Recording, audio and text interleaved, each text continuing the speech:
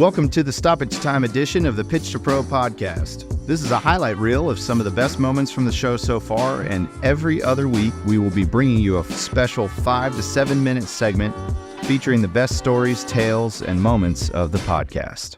You're right. Culture is one of the most important things, if not the most important thing, especially within athletics. Yeah. And performance. Your master's is in organizational business and everything. So I don't need to tell you. You could probably sit here and give a dissertation on the importance of it. But it's also just, you hear about it, about like what's important to you as an employee in the business world.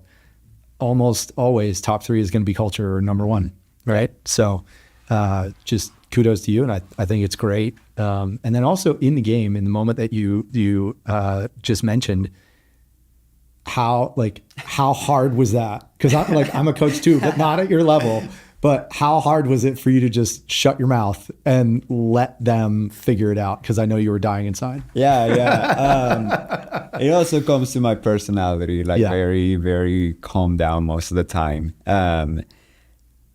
It was hard. Like I wanted to make subs right away. Yeah. I thought about I'm gonna make 5 subs. I'm gonna make a statement. Yeah. But I saw them being very upset. Yeah. Not with each other, but at themselves. Yeah. They were like, how is this happening? Yeah. Why is this happening? Why am I playing so bad? Yeah. Right. So I saw that reaction, kind of like that fire. That recognition. And what I liked was they were not blaming each other. Mm-hmm. They were like, why are we playing so bad? So again, that culture of unity, right, it's not putting fingers or like blaming each other. It's just like, man, we need to figure it out. Trying to pick each other up. Yeah. So I saw that and I'm like, okay, they'll be fine. So I was upset, I was frustrated, but I was confident that they were going to do something. Well, and you also recognized those cues, right? You were smart enough to recognize the reaction. Yeah. And reading body language, and that the fact that they're not pointing fingers, right? And so I think that's also just really important to is being able to pick up on those cues, right? And have that, help drive decision making. So that's a great example and awesome result, right? Like it could have gone a different way. Oh yeah, but, for sure. No, that's awesome. So, we've got a little bit of time left. Talk a little bit about OZFC and our project and kind of what does that mean for JVU soccer, if anything? Like what does that mean to have, pro soccer coming into this space, into the area? I would say, Rick, that's big for recruiting.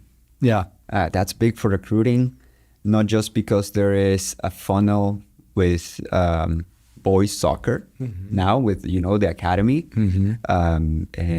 But I think some international players that are coming from professional academies, they're like, oh, there's going to be a pro team in the area. That's fun. Like, I want to be part. Like, even though they don't see themselves, I'm going to play for that team. They're like, oh, there's a soccer community. Yeah. And that I think that would be very good and important for us in the future. I think Ozark United will help us not just creating that funnel for local, good, talented players, but at the same time recruiting some big international impact players for the program, just because they see there's a pro club in the area. There is like, oh, people like soccer there.